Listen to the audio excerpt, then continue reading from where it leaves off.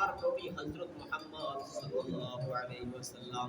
এই কথা বলার সাথে সাথে আল্লাহ পাক রব্বুল আলামিন আসমান থেকে বলবেন সাদাকা আবদি, আমার বান্দা সত্য বলেছে, অতএব তাকেও তিনটা সুসংবাদ শুনাইয়া দাও।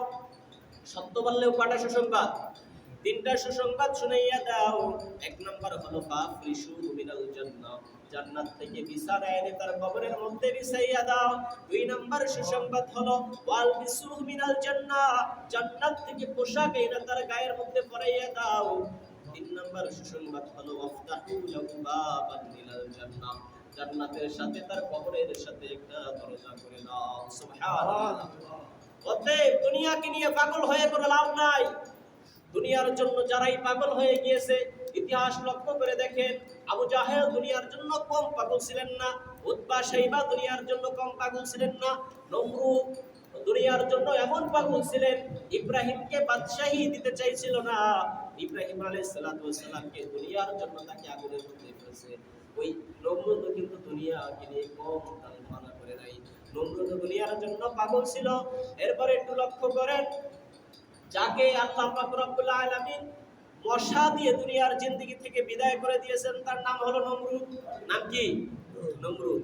এরা সবাই দুনিয়ার জন্য পাগল ছিলেন। অতএব আল্লাহ পাক রব্বুল আলামিন তাদেরকে এক একটা নির্দেশনা দিয়ে দুনিয়ার জিন্দেগি থেকে নিয়ে গিয়েছেন।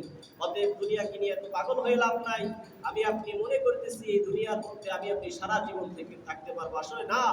আপনি আমি যেই ঘরের মধ্যে বসবাস করতেছি, ওই ঘরের মধ্যে আমার দাদা ছিল, ওই ঘরের মধ্যে আমার দাদা থাকতে পারে নাই, ওই ঘরের মধ্যে বর্তমানে আমার বাবা আছে, বাবাও থাকতে পারবে না। একটা সময় চলে আসবে আমি থাকবো, আমিও থাকতে পারবো না। অতএব ওই ঘরকে নিয়ে কোনো মায়া কইরা লাভ নাই।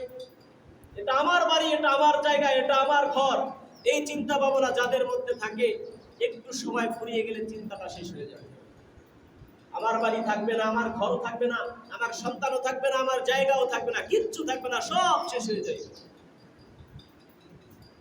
এক ব্যক্তি একটা শিশু সন্তানকে এক বুজুর্গের কাছে নিয়ে গেছে। কার কাছে নিয়ে গেছে?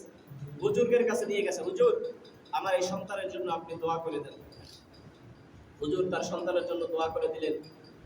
ওই বিখ্যাত বড় বুজুর্গ এনার পকেটে একটি মিষ্টান্ন ছিল, ওই মিষ্টান্নটা বের করে শিশু সন্তানকে দিলেন। কিন্তু সন্তান নিতে তার রাজি হইল না। নিতে কি হইল না? রাজি হইল না। একবার হাত যে নেয় নাই, দ্বিতীয়বার হাত যে তাও নেয় নাই, বাবার চেহারার দিকে ফিরে রয়েছে।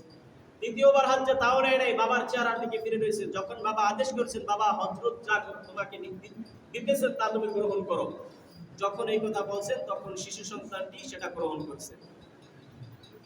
সেই বিখ্যাত বড় বুজুর্গ তিনি কান্না করতেছেন এই অবস্থাতেই। সন্তানের বাবা